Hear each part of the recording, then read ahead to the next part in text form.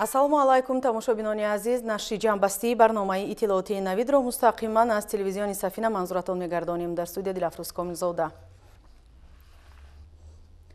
бо қарори раиси шаҳри Душанбе муҳтарам Рустами Эмомалӣ бо мақсади дарёфти истеъдодҳои навраси дорои тафаккури техникӣ ва дастгирии фаъолияти навовариву ихтироъкории онҳо аз 15 то 20 ноябри соли ҷорӣ дар пойтахт ҳафтаи илм, технология, инноватсия ва ихтироъкории наврасону ҷавонони шаҳри Душанбе баргузор гардид. Татбиқкунандаи қарори мазкур муассисаи давлатии маркази рушди истеъдодҳои назди сарраёсати маорифи шаҳри Душанбе ва муассисаи давлатии маркази технология иттилоотӣ ва коммуникатсияи шаҳри Душанбе буданд. зимни як ҳамоиши тантанавӣ аз ин чорабинии маърифатию зеҳнӣ натиҷагирӣ карда шуда дар маросими ҷамъбастӣ ғолибон аз ҷониби дастандаркорон бо мукофот ва ҷоизаҳо қадрдонӣ гардиданд. гузориши ҳамкоронамон дар ин хусус. дар маросими ҷамъбасти ҳафтаи илм, технология, инноватсия ва ихтироъкорони наврасу ҷавони шаҳри Душанбе, намояндагони мақомоти иҷроияи ҳокимияти давлатии шаҳри Душанбе, раёсати фарҳанги шаҳри Душанбе, муассисаҳои давлатии маркази рушди истеъдодҳои сарраёсати маорифи шаҳри Душанбе, маркази технология информатсионӣ ва коммуникатсияи шаҳри Душанбе, директорон ва хонандагони аъзои гурӯҳҳои илми-иҷодии муассисаҳои таълимии пойтахт иштирок намуданд. зимни тадбири мазкур муовини раиси шаҳри Душанбе Маъсума Муинӣ ба сухан баромада, ҳадафи ташкили ин ҳафтаро дар баланд бардоштани сатҳу сифати таҳсилот ба эҷодкорӣ, навоварию ихтироъкорӣ, омӯзиши амиқи илмҳои дақиқ, ташаккули сатҳи фарҳанги техникӣ, сайқал додани донишу маҳорат ва дастгирии ихтироъкорону навоварони наврасу ҷавон марбут донист. дар умум дар конференсия зиёда аз 300 лоиҳаҳои эҷодӣ пешниҳод карда шуд, ки аз миёни онҳо 117 нафарашон бо дипломҳои дараҷаи 1, 2, 3 ва 11 нафарашон аз рӯи бахшҳои алоҳида соҳиби шоҳҷоиза гардиданд. дар доираи ин ҳафта вобаста ба технология, инноватсия ва ихтироъкорӣ барои хонандагони муассисаҳои таълимии шаҳри Душанбе дарсҳои маҳорат, семинару тренинг, конференсияҳои илмиву эҷодӣ ва озмунҳои илмӣ гузаронида шуда, дар умум зиёда аз 300 лоиҳаҳои эҷодӣ, 35 лоиҳаҳои инноватсионӣ ва 28 лоиҳаи ихтироъкорӣ пешниҳод гардиданд, ки бо натиҷагирӣ аз он беҳтарин лоиҳаҳои муаллифон соҳиби мукофоту ҷоиза гардиданд. болои кори илмии худ ман 2 сол меҳнат кардам, ки ҳакамон ба ман баҳои хуб доданд ва ман аз онҳо сипосгузорам ва кӯшиш менамоям, ки дар оянда аз дигар фанҳо низ сазовори ҷойҳои ифтихорӣ гардам. ҳамчунин дар тадбири мазкур озмуни шаҳрии беҳтарин сомонаҳои инноватсионӣ натиҷагирӣ карда шуданд. озмун аз рӯи 4 номинатсия: беҳтарин сомонаи инноватсионии хизматрасониҳои давлатӣ, беҳтарин сомонаи инноватсионии иҷтимоӣ, беҳтарин сомонаи инноватсионии ҳамкориҳои давлатию хусусӣ ва беҳтарин сомонаи инноватсионии рушди соҳибкории ватанӣ дар байни шахсони ҳуқуқии воқеӣ, ки дар сохтани сомонаҳои инноватсионӣ ва татбиқи он барои хизматрасонӣ ба сокинони шаҳр муваффақ шудаанд ва ё лоиҳаи сомонаи инноватсиониро баҳри ҳалли масъалаҳои мубрами шаҳрдорӣ нигаронидаанд пешниҳод намуда, дар умум 11 сомона ҳамчун беҳтарин сомонаҳои аз рӯи номинатсияҳои муайян сазовори ҷойҳои ифтихорӣ гардиданд.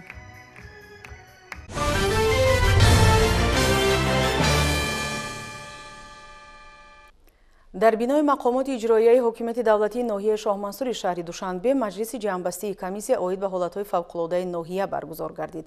дар ин ҷаласа масъалаи татбиқи қарори ҳукумати ҷумҳурии Тоҷикистон дар бораи стратегияи миллии ҷумҳурии Тоҷикистон оид ба паст кардани хавфи оқибатҳои офатҳои табиӣ барои солҳои 2019-2030 мавриди баррасӣ қарор гирифт. ҳамкоронамон мавзӯъро идома медиҳанд. дар ҷаласа аъзои комиссия оид ба ҳолатҳои фавқулодаи ноҳияи шоҳмансур сохторҳои зернизоми ҳудуди низоми ягонаи давлатии ҷумҳурии Тоҷикистон оид ба пешгирӣ ва рафъи ҳолатҳои фавқулода комиссияи таҳлиявӣ устуворгардонии иншооти иқтисодӣ ва хадамоти мудофиаи граждании ноҳия иштирок намуданд.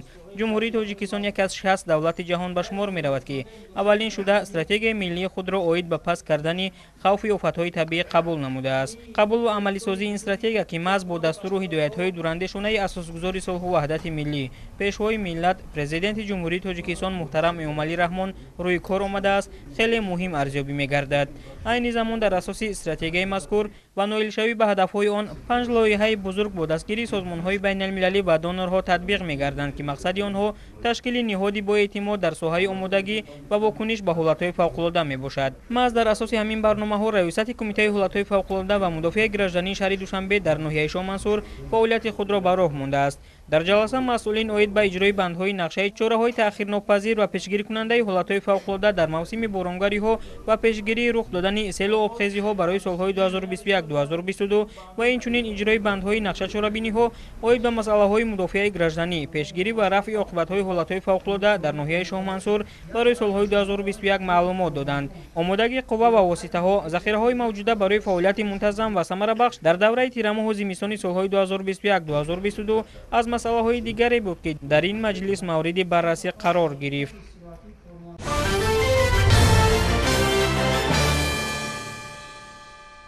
ҳамасола дар мамлакат 24 ноябр ҳамчун рӯзи парчами давлатии ҷумҳурии тоҷикистон таҷлил карда мешавад.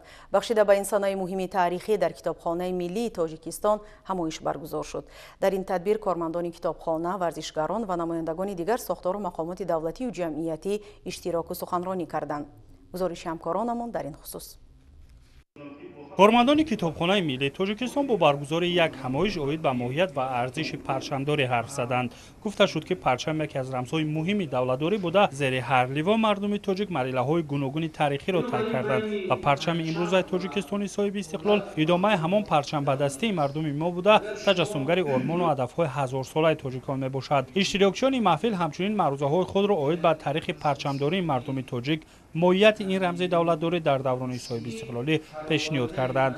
سر از سال 1992 کشور ما زیر لیوای سه‌رنگی خود که تاج و ستاره هم در آن تجسم است، دوره‌های گوناگون رسیدن به صلح، دستیابی کردن به نقشه‌های استراتژی، بنیاد مملکت روبروش را پشت سر نموده و هزاران نقشه‌های دیگر که به بهسازی سطح و صفت زندگی مردم بستگی دارد روی کارند. پرچم دولتی تاجیکستان صاحب استقلال امروز کشور ما را در سازمان‌های با نفوذ جهانی و منطقوی، سبقت آزمون‌های گوناگون، چرابنی‌های مهم معرفی کرده برای هرچی بیشتر پرافشان شدن آن همگی مردم تاجیکستان عزم و کوشش دارند.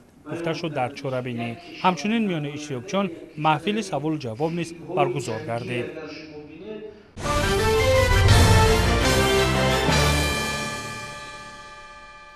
در مؤسسه تحصیلات میانه عمومی رقم 10 ناحیه رودکی نیز بخشیده به روز پرچم همایش برگزار گردید. در این تدبیر خوانندگان فعال از نقش و ماهیت پرچم و مضمون محتوای رنگ‌های آن حرف زدند. گزارش نوبتی در این خصوص. این پرچم را دوام یک ماه خود طالب علمان با راهنمای آموزگاران آماده کرده و وارد چرابینی مکتبی گردانیدند. همایش فرهنگی را هم مسئولین مؤسسه تحصیلات میانه عمومی رقم 10 ناحیه رودکی با جلب خوانندگان فعال برگزار کردند. صحنه و رقص و سرودهای خوانندگان در وصف وطنداری و رمزهای دولتداری را والدینشان هم تماشا نمودند.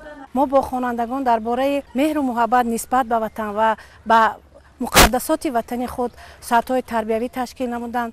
خوانندگان عاید پرچم جمع‌آمدهای پگاهی روزی و ساعت‌های تربیوی گذرانده درباره پرچم معلومات دادند.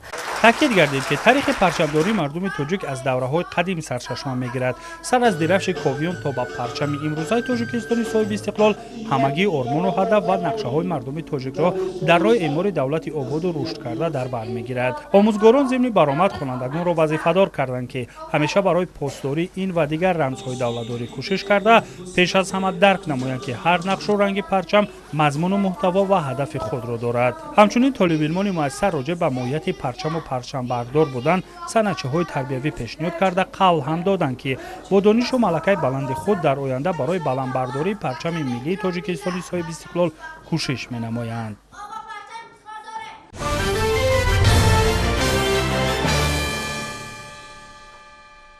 امروز در شهر دوشنبه بخشیده به 30مین سالگرد استقلالیت دولتی جمهوری تاجیکستان با تشبث کمیته زبان و اصطلاحات نزد حکومت جمهوری تاجیکستان در یک جایگی با کمیته کار با جوانان و ورزش همایش جمهوریوی برگزار شد. در کاری همایش حاضرین دایر به دستاوردهای 30 سالی صاحب استقلالی مملکت ابراز سخن کرده نقش جوانان را در این سمت چشم‌رس ارزیابی نمودند. گزارش همکارانمون در این خصوص تهیه شده است. ҳамоиши мазкур таҳти унвони нақши ҷавонон дар 30 соли соҳиби истиқлолӣ дастовард ва дурнамо доир гардида бо ташаббуси кумитаи забон ва истилоҳоти назди ҳукумати ҷумҳурии тоҷикистон дар якҷоягӣ бо кумитаи кор бо ҷавонон ва варзиш баргузор шуд. дар қатори роҳбарияти ҳарду ниҳод ҳамчунин шумораи зиёди ҷавонони фаъол аз вазорату идораҳо ва ташкилоту муассисаҳои мамлакат иштирок намуданд. ҳозирин доир ба амалӣ намудани барномаи рушди забони давлатӣ барои солҳои 2020-2030 ибрози сухан карда нақши ин табақаи ҷомеаро дар таҳким бахшидани забони давлатӣ хеле муҳим арзёбӣ намуданд. таъкид гардид ки ҷавонон ҳамчун нерӯи созанда ва пешбарандаи ҷомеа дар рушду густариши забони оламшумулӣ тоҷикӣ сами назаррас доранд. бо овардани иқтибосҳо аз солҳои аввали соҳиби истиқлолӣ ҳозирин таъкид доштанд ки қабул гардидани барномаҳо стратегияҳо вобаста ба рушди забони давлатӣ ки бевосита бо ташаббуси пешвои муаззами миллат муҳтарам Эмомалӣ Раҳмон ба даст омадаанд ба густаришу мақоми давлатӣ гирифтани забони ноби тоҷикӣ таъсири мусбӣ гузошт. ҳозирин ҳамчунин доир ба дастгириҳои давлату ҳукумати ҷумҳурии Тоҷикистон нисбат ба соҳаи ҷавонон ибрози андеша карда зикр доштанд ки бо сиёсати ҷавонпарваронаи сарвари давлат имрӯзҳо барои ҷавонон тамоми шароиту имконот фароҳам гардидааст. ҳамоиш бо таклифу пешниҳодҳои манфиатовар ба анҷом расид.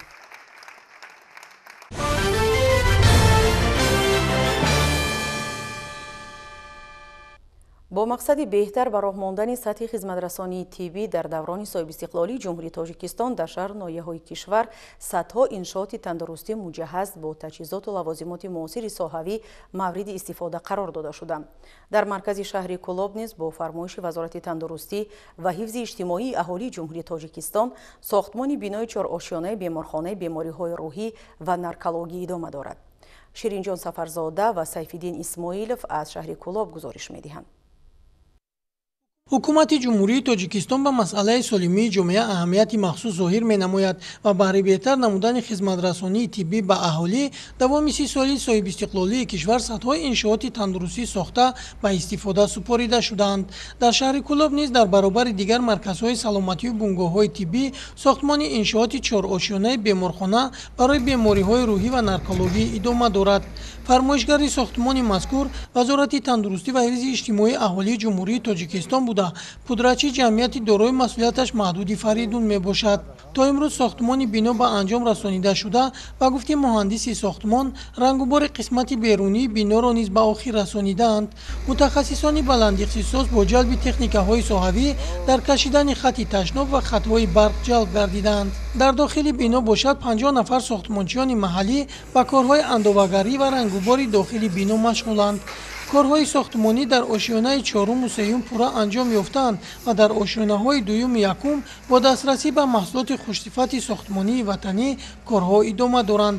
иттилоъ дода шуд ки баъди ба истифода супоридани бинои мазкур душӯбаи беморхона дар он ҷойгир карда мешавад ва шароит фароҳам меояд ки беморон бо истифода аз таҷҳизоти муосири соҳавӣ ва ҷалби беҳтарин мутахассисони соҳаи тандурустӣ ба табобат фаро гирифта шаванд. Ширинҷон Сафарзода, Сайфиддин Исмоилов аз шаҳри Кӯлоб барои барномаи Навид.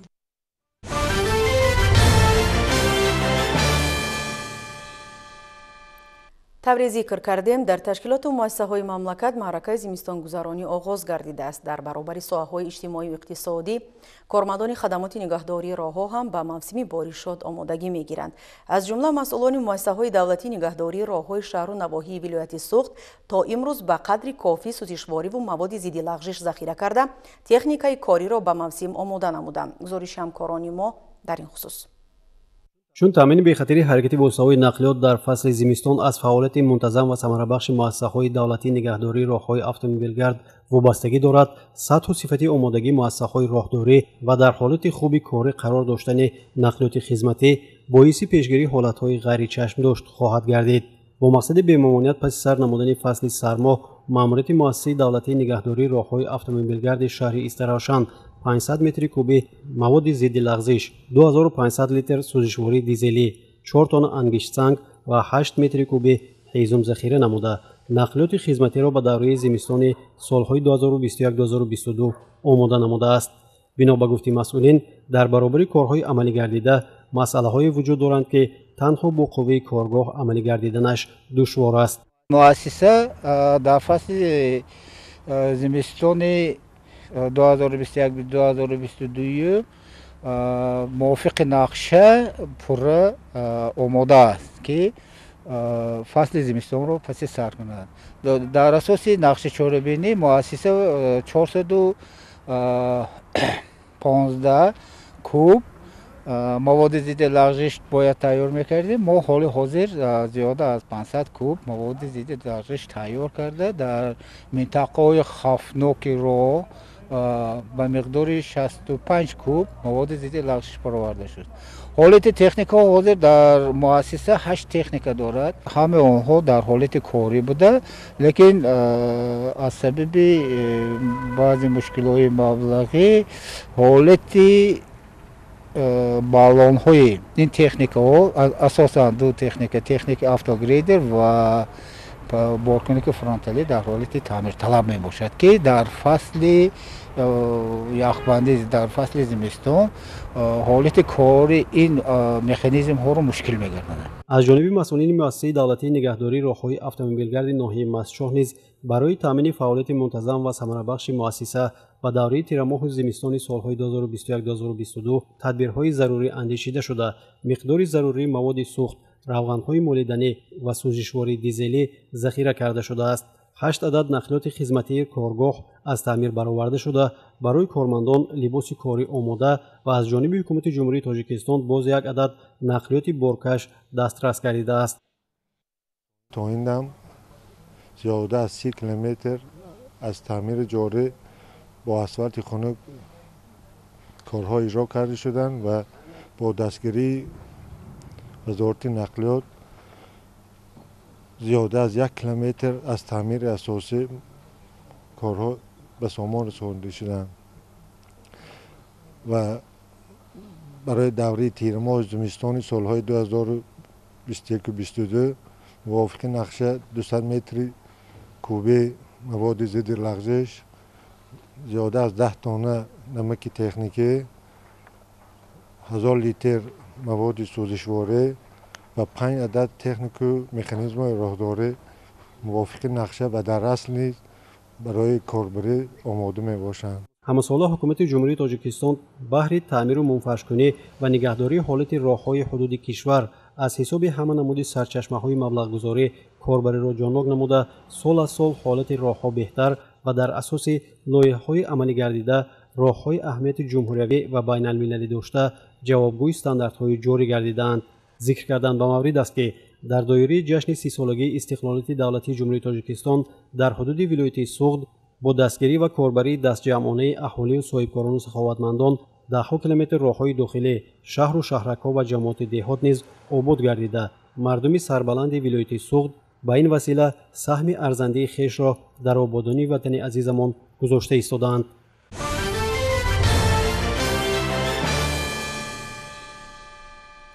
соҳаҳои хизматрасонии шаҳри Конибодом ҳам ба мавсими зимистон омода шуданд. ҳамкорони мо ҷараёни омодагии корхонаи давлатии фаръии хоҷагии манзилию коммуналӣ, муассисаи давлатии нигаҳдории роҳҳои автомобилгард, шабакаҳои обрасонӣ ва дигар бахшҳои хизматрасонии шаҳри Конибодомро наворбардорӣ карданд ва инак гузоришҳои онҳоро манзури шумо мегардонем.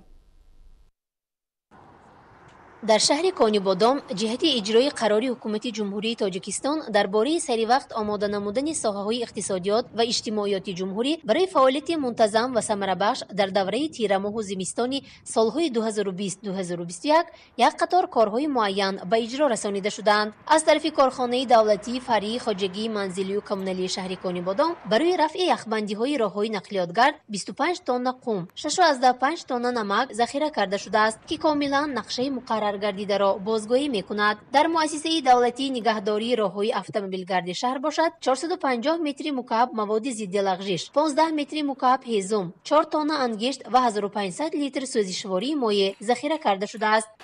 مؤسسه دولتی نگهداری راه‌های اتومبیلگرد شهر کانیبادام 170 کیلومتر راه‌ها را از آن جمله 56.8 کیلومتر راه‌های بین‌المللی، 29.9 کیلومتر راه‌های جمهوری و با کماند 24.45 کیلومتر راه‌های محلی را نگهبانی می‌کند. در سال سپرگردیده با دستگیری صاحبکاران و خود اهالی در میانقص شهر زیاده از 14.5 کیلومتر راه‌ها پر را منفعش کردند. از طرف وزارت نقلیات جمهوری تاجیکستان باشد برای تعمیر نگهداری راه اتومبیلگردی در موازنه بوده 30 تن بیت جدا کرده شد که با استفاده از آن ما در راه‌های که در موازنه ما باشند پیش از همه راه کانیبادام دیگمای، کانیبادام نورافشان اسفره، کانیبادام روان و دیگر راههای محلی که در موازی ما میباشند تعمیر جاری و مسافه 109 کیلومتر به اجرا رساندیم. در قطعه آب تامین کنی و کانالیزاسیون شهری کانی بادام نیز برای سری وقت آماده نمودن ساحه برای فعالیت منتظم و ثمره بخش در دوره تیر ماه و زمستان کارهای معینی را به ثبوت رسانیدند. تعمیر دروتی رزه و شیشه بندی انشاءات‌های آب تامین کنی و کانالیزاسیون نیز به راه مانده شده است.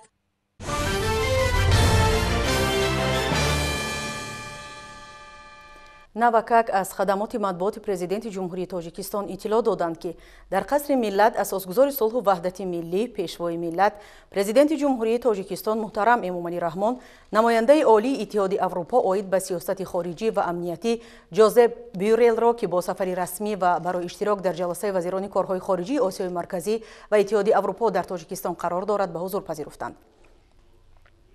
дар ҳафти вохӯрӣ масоили ҳамкории тоҷикистон ва иттиҳоди аврупо мавриди баррасӣ қарор дода шуд. Президенти мамлакат муҳтарам эмомалӣ раҳмон дар оғози суҳбат таъкид доштанд ки густариши ҳамкории тоҷикистону иттиҳоди аврупо ба пешрафти кишвари мо ва тамоми минтақа минбаъд низ мусоидат хоҳад кард. ҷонибҳо зимни мулоқот масъалаҳои таҳкими ҳамкорӣ дар бахшҳои сиёсӣ, тиҷоративу иқтисодӣ ва иҷтимоӣ, сармоягузорӣ ва татбиқи амалии лоиҳаҳои судмандро дар соҳаҳои мухталифи гуманитарию фарҳангӣ ба хусус маориф, тандурустӣ ва рушди маҳал муҳокима намуданд. зимни баррасии заминаи ҳуқуқии муносибатҳо барои таҳкими минбаъдаи робитаҳо имзои созишномаи мукаммали ҳамкорӣ ва шарикии тоҷикистон ва иттиҳоди аврупо зарур шумурда шуд. дар мулоқот ҳамчунин дар бораи ҳамкории ҷонибҳо дар самти рафъи оқибатҳои пандемияи коронавирус, масоили истифодаи пурсамари захираҳои об, мушкилоти тағйирёбии иқлим ва ҳифзи пиряхҳо табодули андеша сурат гирифт. президенти мамлакат муҳтарам эмомалӣ раҳмон аз номи ҳукумат ва мардуми тоҷикистон ба ҷониби иттиҳоди аврупо барои ба тоҷикистон расонидани кӯмак дар рафъи оқибатҳои иқтисодиву иҷтимоии панҷшавии вируси COVID-19 ва тақвияти соҳаи тандурустӣ ба маблағи беш аз 112 миллион евро изҳори миннатдорӣ амиқ намуданд. сарвари давлати мо инчунин ба иттиҳоди аврупо ва кишварҳои аъзо барои дастгирии ташаббусҳои глобалии тоҷикистон оид ба масъалаҳои об ва тағйирёбии иқлим ки ба яке аз мушкилоти ҷиддии замони муосир мубаддал гаштааст изҳори сипос карданд. ҷонибҳо аз раванди рушди устувори робитаҳои тоҷикистону иттиҳоди аврупо изҳори қаноат намуда ба густариши масъалаҳои бахшҳои иқтисодӣ, тиҷоратӣ, сармоягузорӣ, афзоиши содироту воридот таваҷҷӯҳ зоҳир карданд. дар ин зимн тасмим ва ҳавасмандии тоҷикистон дар бораи пайваста ба низоми имтиёзҳои гумрукӣ дар содироти молу маҳсулот ба аврупо махсус таъкид гардид. дар рафти мулоқот зимни баррасии масоили амниятӣ ба таҳкими амнiyatu субот дар кишвари мо тамоми минтақаи осиёи марказӣ ва афғонистон таваҷҷӯҳ зоҳир карда шуд.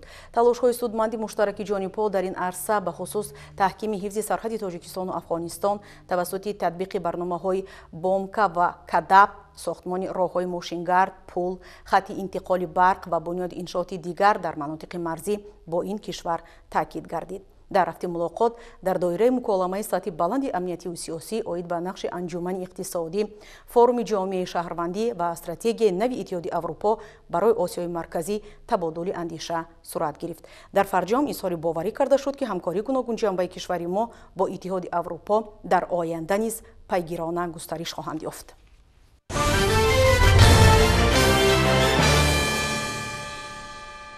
имрӯз вазири корҳои хориҷии ҷумҳурии тоҷикистон сироҷиддин муҳридӣ низ бо намояндаи олии иттиҳоди аврупо оид ба корҳои хориҷӣ ва сиёсати амниятӣ жозеп бюрел ки бо сафари расмӣ дар тоҷикистон қарор дорад вохӯрӣ намуд. ҷонибҳо масъалаҳои рушди ҳамкориҳои дуҷонибаи тоҷикистону иттиҳоди аврупо ва дурнамои онҳоро дар бахшҳои сиёсиву иқтисодӣ, амниятӣ, гуманитарӣ ва муҳити зист баррасӣ намуданд. ҳамчунин гуфтугӯи судманд пиромони масоили амнияту суботи минтақа, алал хусус вазъ дар афғонистон, хатари терроризму ифротгароӣ, рӯзномаи муносибатҳои байналмилалӣ ва дигар мавзӯъҳои мавриди эҳтимоми тарафайн сурат гирифт.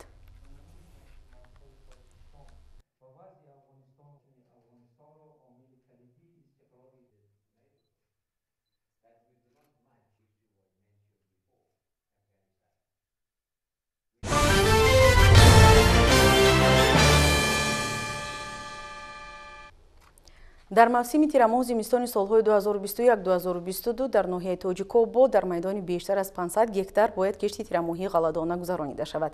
نقشه شدگاری تیرماهی باشد قریب 900 گکتار را تشکیل می‌دهد. با استفاده از روزهای مساعد فصل تیرماه این تدبیری مهمی کشاورزی در خواجگی‌های ناحیه با مرام عملی کرده می‌شود. شرحی بیشتر در گزارش فضل‌الدین محمدبکov. امروزها در خواجگی‌های کشاورزی ناحیه تاجیک‌آباد کشت تیرماهی با سرعت ادامه دارد. کشاورزان با استفاده از تکنیک بهر هرچه تیزتر به انجام رساندن کشت تیرماهی زحمت میکشند. طبق اطلاع مسئولین کشاورزان امسال نقشه دارند که در میدان 503 گکتار کشت تیرماهی گذرانند. کشاورزان از آب و هوای مساعد ثمرناک استفاده برده بهر سرباغ به انجام رساندن نقشه در پیش ایستاده زحمت میکشند. 861 گکتار شدگاری تیرماهی و با غلای تیرماهی 503 گکتار به نقشه گرفته شده است. کشاورزان ناحیه از باد هوای مساعد استفاده ثمرناک استفاده برده کشتکاری تیرماهی را به انجام رسانده ایستاده‌اند. خیلی که می‌بینید دهقانان ناحیه از همه تکنیک‌های تاجیک اگرالیزینگ و تکنیک‌های خصوصی ثمرناک استفاده برده کشتکاری تیرماهی را تا فصل زمستان به انجام می‌رسانند. امروزها خواجگیداران با مقصد کشت نمودن زمین‌های بکار خوابیده در تل و تپه‌ها با استفاده از تکنیک و قوای دستی زحمت می‌کشند. طبق اطلاع شعبه کشاورزی ناحیه نشاندادهای ساحه کشاورزی امسال در خواجگی‌های کشاورزی خوب بوده. برای گذراندن کشت و شدگاری تیرماهی سیتادی مخصوص تشکیل کرده شده. دهقانان از آب و هوای مساعد ثمرناک استفاده برده عزم دارند که کشت و شدگار را با صفت به انجام رسانند.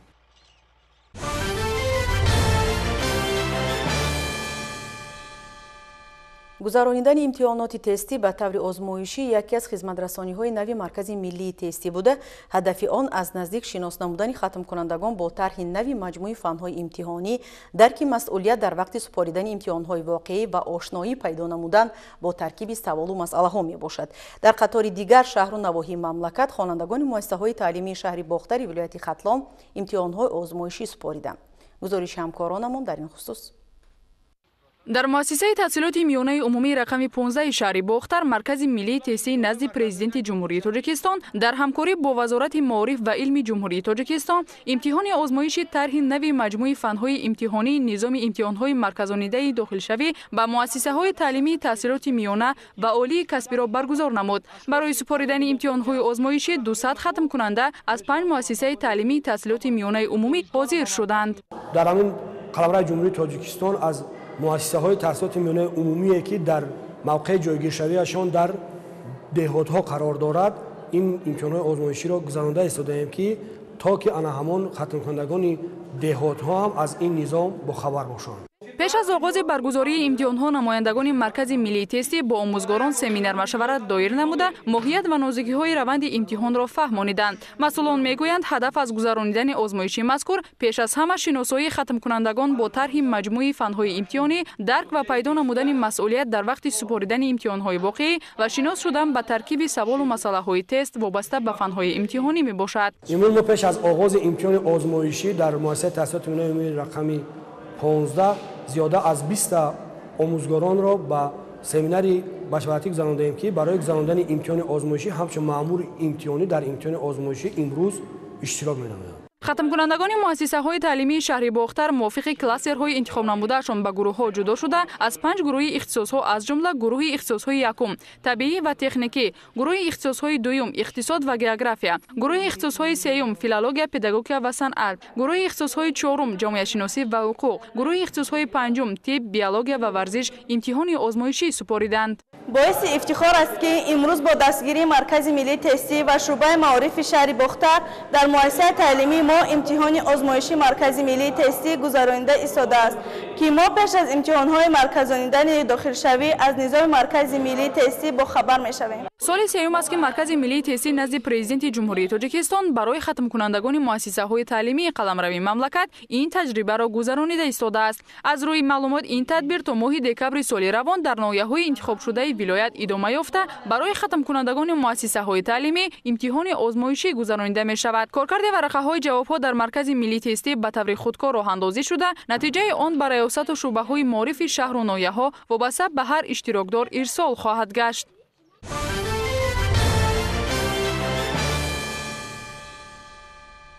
таҳлилгарон яке аз сабабҳои пошхӯрии оилаҳои ҷавонро ба хонадоршавии хешутаборон ё худ никоҳи хешутаборӣ мансуб медонанд. дахолати шахсони сеюм низ сабабҳои барҳамхӯрии оилаҳои ҷавон гаштааст. аз ин хотир бахши сабти асноди ҳолати шаҳрвандӣ ва шуъбаи кор бо занон ва оила назди мақомоти иҷроияи ҳокимияти давлатии шаҳри ҳисор дар маҳал бо сокинони ҷамоату деҳот оид ба пешгирии ҷудошавии оилаҳо корҳои фаҳмондадиҳӣ мегузаронанд. идомаи мавзӯъ дар гузориши ҳамкорони мо хуршед ҳалимов ва соҳибнур абдурасулов аз шаҳри ҳисор. кормандони бахши сабти асноди ҳолати шаҳрвандӣ ва шӯъбаи кор бо зан ва оилаи назди мақомоти иҷроии ҳокимияти давлатии шаҳри ҳисор дар маҳал бо сокинони ҷамоату деҳот оиди бекоршавии ақди никоҳи оилаҳои ҷавон оқибатҳои никоҳи хештаборӣ корҳои фаҳмондадиҳӣ мегузаронанд. оилаи солим ҷомеаи солим мебошад. барои мустаҳкамии оила имрӯз ҳамаи мо кӯшиш зиёд ба харҷ дода истодем ки то ин ки оилаҳои мо мустаҳкам бошанд, пойдор бошанд. барои пешгирии вайроншавии оилаҳои ҷавон бо ин оилаҳо мо кор мебарем, ҳаракат мекунем ки ин оилаҳо вайрон нашаванд ва пешгирӣ мекунем. кормандони бахши сабти асноди ҳолати шаҳрвандӣ ва шӯъбаи кор бо зан ва оилаи назди мақомоти иҷроии ҳокимияти давлатии шаҳри ҳисор барои пешгирии чунин омилҳо ба шаҳрвандон тавсияҳо медиҳанд. барои баландбардоштани маърифати ҳуқуқи шаҳрвандон имрӯз аз тарафи бахши сабти асноди ҳолати шаҳрвандӣ дар ҳамаи ҷамоатҳои шаҳраку деҳотҳо ва маҳалҳо вохӯрию суҳбатҳо гузаронида мешаванд барои пойдории оила, барои пешгирии пошхӯрии оилаҳои ҷавон ва оиди саривақтӣ ба қайд гирифтани кӯдакони навзод ва умуман ба қайдгирии саривақтии сабти асноди ҳолати шаҳрвандӣ. ободии ватан аз ободии ҳар хонадону оила ибтидо мегирад. аз ин ҷо месазад ки дар бораи солимии ҷомеа пойдории оилаҳо талош варзида барои ҳуввияти миллӣ бақои давлат ҳар як нафари ҷомеаи шаҳрвандӣ саҳмгузор бошанд.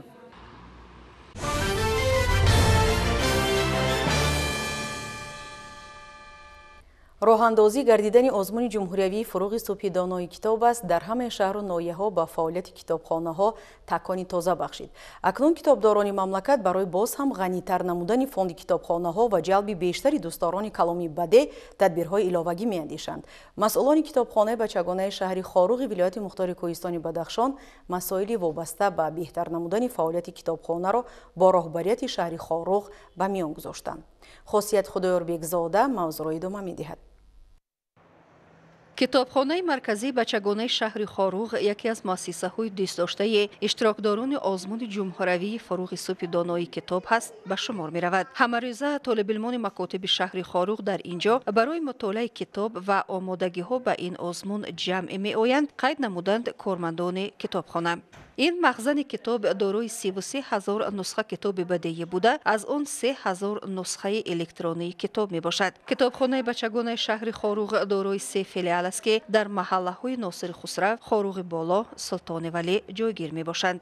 баҳри шиносоӣ бо кору фаъолияти китобхона, иҷрокунандаи вазифаи раиси шаҳри хоруғ Назарзода Ризошодӣ аз ин махзани китоб дидан карда, бо кормандони он мулоқот орост. ба роҳбарияти шаҳр иттилоъ дода шуд ки дар соли 2021 561 нусха китоб ба китобхона ворид гардидааст ки дастраси филиалҳо низ гардидааст. ҳамасола барои харидории китобҳои тозанашр на кам аз 12 000 сомонӣ ҷудо мегардад ки бо ин маблағ адабиётҳои гуногун харидорӣ мегарданд. қайд гардид ки китобхона дорои 5 компютер, 3 принтер ва 1 сканер мебошад ки ин барои фаъолияти китобхона басанда нест. китобхона зиёда аз 108 000 фонди китобӣ дорад. дар як рӯз 25-24 хонанда ба китобхона ворид мешаванд. имрӯз ки бо амри асосгузори соли ваҳдат президенти муҳтарам фуруғи озмуни фуруғи субҳи доноӣ китоб аст ки порсол яке аз хонандагони лисеи оғохон Одина Маҳмадова Шарифамо дар озмуни ҷумҳуравӣ иштирок мекард, ҷои дуюмро ишғол мекард ва мо хеле ифтихор аз он мекунем ки дар байни тамоми хонандагони ҷумҳурии Тоҷикистон иштирок кард ва бо 35 000 сомонӣ мукофотонида шуд. яъне вай хонандаи китобхонаи шумо? китобхонаи مرکزی شهر خوروغ بود. اهل کارمندان کتابخانه در صحبت با رهبریت شهر عرض داشتند که بر آن تلاش دارند که بیشتر نسل نورس را به این بارگاه جلب نمایند و با این هدف تعداد چاره‌بینی‌های فرهنگی عمومی را نیز زیاد خواهند کرد. کارمندان کتابخانه از اجرا کننده وظیفه رئیس شهر تقاضا نمودند که در پیوست نمودن کتابخانه به شبکه اینترنتی و قسما تعمیر نمودن بامپوش آن کمک رسانی نماید. رهبریت شهر قید نمود که در مدت کوتاه‌ترین این مشکل‌های جای داشته برطرف کرده خواهند شد. همزمان رهبریت شهر خاروغ از مؤسسه تعلیمی رقم دوم مرکز ولایت نیز دیدن نموده با آموزگاران و خوانندگان صحبت خاصه دایر نمود. دیرکتور این مؤسسه تعلیمی گلروز نوروزوف مشکلی جای داشته مؤسسه تعلیمی را در بسنده نبودن میز و کرسی برای طالب علمان صنف‌های ابتدایی معنی داد نمود. از جانب اجرا کننده وظیفه رئیس شهر خاروغ بهر برطرف نمودن این نارساگی سپارش قطعی داده شد. اینچنین نمایندگان حکومت شهر خاروغ از مرکز رشد بروقتی کودکان این مؤسسه که در آن 54 نفر کودکان به تحصیل و فراغت فرا گرفته شدند دیدن نمودند. همزمان صنفخانه‌های این مؤسسه تعلیمی نیز از نظر گذرانیده شده آمادگی مکتب به فصل زمستان بهاگذاری گردید. قید گردید که این مؤسسه تعلیمی که یکی از کلانترین مکاتب مرکزی ولایت به شمار می رود از جانب مقامات اجرایی حکومت دولتی شهر خاروغ من بعد دستگیری بیشتر کرده خواهد شد.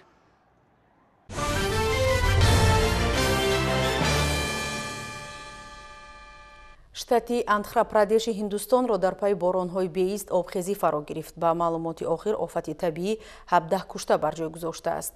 Аз сабаби таъсири вулқони Коамбравиеха дар ҷазираи Пальмаи Канар дубора алоқаи ҳавоӣ қатъ гардид. таваҷҷӯҳ кунед ба шарҳи бештари ин ва чанд хабари дигар аз хориҷи мамлакат. бар асари обхезӣ дар ҳиндустон 17 нафар ба ҳалокат расиданд. дар штати Андхра-Прадеши ин кишвар боронҳои шадид ба баланд шудани сатҳи оби даҳҳо дарё сабаб шудааст. дар натиҷа аксар нуқтаҳои аҳолинишин давоми ҳамагӣ чанд соат аз алоқа маҳрум монданд. гурӯҳҳои наҷотдиҳӣ барои кӯмак ба сокинон аз чархболҳо истифода мебаранд. мувофиқи иттилои расонаҳои маҳаллӣ бар асари офат даҳҳо тан беному нишон арзёбӣ мешаванд.